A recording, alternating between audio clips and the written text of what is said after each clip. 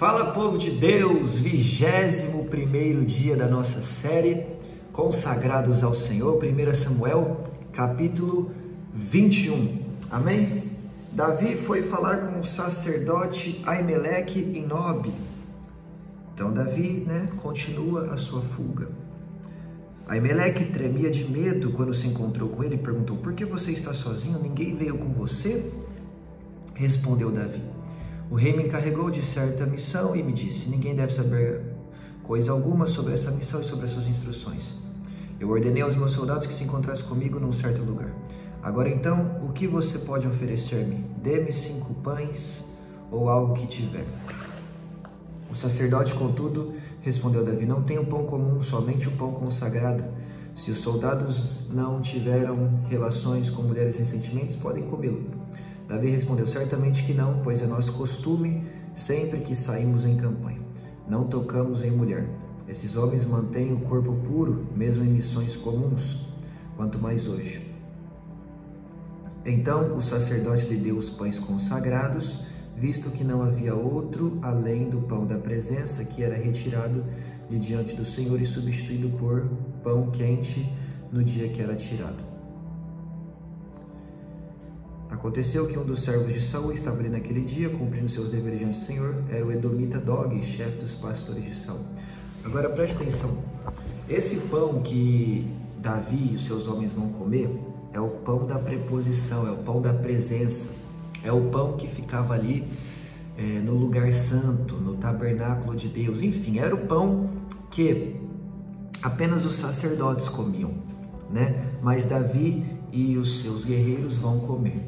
E lá no Novo Testamento, Jesus cita isso, Jesus cita isso. Os religiosos vêm até Jesus e os fariseus e falam assim: olha, os seus discípulos estão colhendo espigas no sábado, você não vai fazer nada, você não vai falar nada. E aí Jesus fala: vocês não leram, como Davi e os seus soldados comeram o pão da presença, algo que era só para os sacerdotes? E Deus não repreendeu Davi por conta disso. O que Jesus está querendo ensinar? Existem algumas coisas que às vezes são mal interpretadas na Bíblia, sabe? O sábado, por exemplo, era algo mal interpretado, porque Jesus cumpriu toda a lei de Deus, Jesus não falhou em nada, Jesus é perfeito, e ele fazia coisas no sábado que os religiosos o repreendiam. E certamente aqueles religiosos teriam repreendido Davi se Davi fizesse no tempo deles o que Davi fez no tempo dele. Ou seja, se Jesus não falha, se Jesus não erra, se Jesus é perfeito, se Jesus cumpriu a lei, e diante disso os sacerdotes o estavam acusando de quebrar a lei, então certamente existem algumas coisas que nós interpretamos mal, que nós interpretamos de forma negativa, Então, aqui nós aprendemos, fazendo conexão entre essa passagem e a passagem de Jesus, a importância de termos uma interpretação sadia da Bíblia. E isso não é feito apenas ouvindo quem você gosta, o que inclui a mim. Isso é feito com você também abrindo a sua Bíblia e lendo ela, e estudando, e procurando outras fontes para formar um pensamento. Entendeu? Para que você não seja enganado e para que você não tenha uma interpretação errada de algo.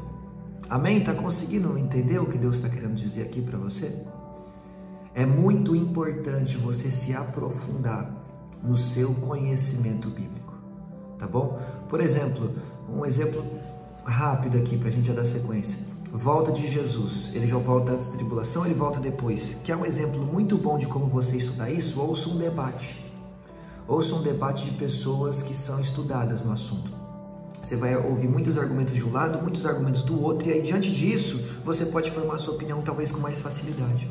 Mas é importante você ouvir mais de uma pessoa, para ter mais de uma linha de pensamento, para criar um raciocínio na sua cabeça e então formular o seu entendimento, entendeu? Mas também entenda que você pode ler livros, você pode ouvir pessoas, como eu estou falando, mas a Bíblia sempre vai explicar a Bíblia. tá? Então, todas as respostas que você quer e precisa para entender um texto bíblico estão dentro da própria Bíblia. Então, sobretudo, leia esse livro sagrado. Amém? E aí, né, vai falar no versículo 8. Davi perguntou a Aimeleque: você tem alguma lança ou espada aqui? Não trouxemos minha espada nem qualquer outra arma, pois o rei exigiu urgência. O sacerdote respondeu: a espada de Golias, o filisteu que você matou no vale de Elá, está enrolada num pano atrás do colete sacerdotal. Se quiser, pegue-a. Não há nenhuma outra espada. Davi disse: não há outra melhor, dê-me essa espada. Olha que poderoso. Davi está fugindo. Davi está fugindo de Saul. Davi está numa condição difícil. Davi está num momento complicado. E agora a espada que ele vai pegar, porque ele está sem nenhuma arma, é a espada do gigante Golias. É a espada que o lembra de uma das maiores batalhas da vida dele. Lamentações 3:21, eu quero trazer à memória aquilo que me pode dar esperança. Davi está num momento de fuga, mas Deus está enchendo ele de esperança. Davi está num momento difícil, mas Deus está falando: lembra daquilo que eu já fiz na tua vida. Davi está numa situação complicada e Deus está falando: volte a crer. Alavassúria, alom plefá, porque eu sou o Senhor que te livrei de Golias e te livro de Saul. Remiatá. Deus está falando aqui face a face com alguém agora. Deus está mandando eu dizer para alguém: se lembre de todos os milagres que o Senhor já operou na sua vida. Será que Ele não pode fazer de novo? Será que Ele mudou? Será que o braço dele se encolheu, se enfraqueceu? Será que Ele está limitado agora? Oh, aleluia! Pega a espada de Golias, Davi. Lembra das vitórias que Deus já te deu. Lembra dos livramentos que Deus já te deu. Lembra de todas as vezes que Ele já te abençoou. Lembra de quando Ele te alcançou com força. Lembra de quando Ele respondeu a tua oração. Lembra! Lembra! Nesta noite é uma noite de lembrarmos daquilo que o Senhor já fez por nós. E pegarmos a espada de Golias nas mãos, para que tenhamos esperança de que o Deus que nos deu vitória no passado vai nos dar vitória de novo. Amém? Que poderoso isso aqui, Deus está aqui. Naquele dia, Davi fugiu de Saul e foi procurar Aquis, rei de Gate. Todavia, os conselheiros de Aquis lhe disseram: não é este Davi, o rei da terra de Israel? Não é aquele acerca de quem as mulheres cantavam? Saul matou milhares, mas Davi matou dezenas de milhares. A mesma frase está pondo Davi em risco de novo. Saul começou a ter inveja de Davi quando essa canção foi entoada. E agora o rei Aquis, né, vai ter um sentimento ruim contra Davi por causa dessa frase de novo. Como às vezes a mesma história nos traz os mesmos problemas. As mesmas pessoas nos trazem os mesmos problemas. Os mesmos lugares nos trazem os mesmos problemas. As mesmas decisões nos trazem os mesmos problemas. Até quando você vai cair no mesmo buraco? Até quando você vai dar confiança para a mesma pessoa que já te decepcionou diversas vezes? Até quando você vai permanecer nesse ambiente, nesse trabalho, nessa cidade que Deus já mandou você sair daí, ó? Faz tempo. Até quando, Davi? Até quando? Davi levou a sério aquelas palavras e ficou com muito medo de Aquis, rei de Gate. Por isso, na presença deles, fingiu que estava louco. Enquanto esteve com eles, agiu como um louco, riscando as portas da cidade e deixando escorrer saliva pela barba. Aquis disse aos seus conselheiros: vejam este homem, ele está louco. Por que trazê-lo aqui? Será que me faltam loucos para que vocês o tragam para agir como um doido na minha frente? O que ele veio fazer no meu palácio? Davi, tem hora que você vai ter que se fazer de louco para sobreviver. Aquis provavelmente iria matar Davi, mas não o matou porque Davi se fez de louco. Há momentos que vamos ter que nos fazer de louco. Lembra de Saul? Se fez de surdo. Há momentos que vamos ter que nos fazer de surdo, de louco, de bobo, de inocente, né? Tem uma expressão no Brasil, ela se fez de João sem braço. Eu não sei de onde que vem essa expressão, mas talvez você já ouviu ela. Estou trazendo só para explicar claramente aqui o que você tem que fazer. Tem momentos que você tem que fingir que não ouviu. Tem momentos que você tem que fingir que não entendeu. Tem momentos que você tem que literalmente se fazer de louco para sobreviver. É melhor ser um louco na cabeça das pessoas mais vivo do que ser um guerreiro valioso morto, um guerreiro poderoso morto.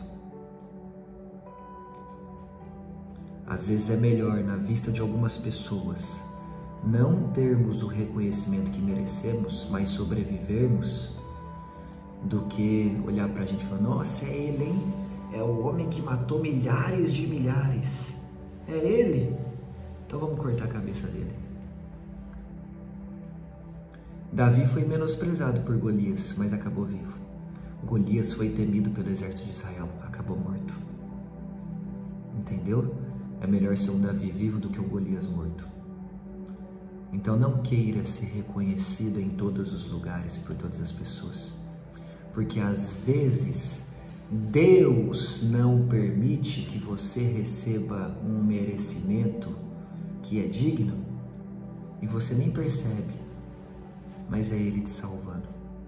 É melhor ser um Davi menosprezado vivo do que um Golias temido morto, porque a história de Golias termina ali, mas Davi ainda vai sentar no trono de Israel, entendeu? Lá na frente, o rei Aques vai ter que olhar para Davi e falar, ele não era louco? E agora ele é o rei de Israel, o rei mais poderoso da terra? Entendi. Eu não reconheci lá atrás, mas hoje eu vejo que ele realmente era um guerreiro valioso. Lá na frente vão te reconhecer. Apenas sobreviva. Amém? Em nome de Jesus. Esse é o capítulo 21. Um beijo no seu coração. Te espero aqui amanhã no capítulo 22.